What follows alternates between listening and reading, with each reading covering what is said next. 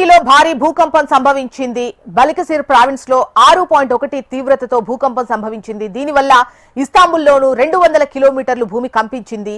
సిందిర్గి పట్టణంలో సుమారు 16 భవనాలు కూలిపోయాయని అధికారులు చెబుతున్నారు. శిథిలాల కింద చిక్కుకొని యువతి మృతి చెందింది. మరో 29 మందికి తీవ్ర గాయాలయ్యాయి.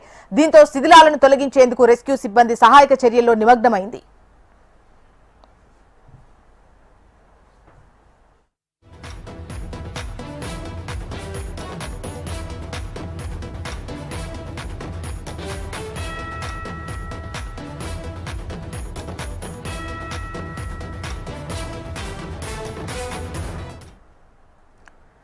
టర్కీలో భారీ భూకంపం సంభవించింది.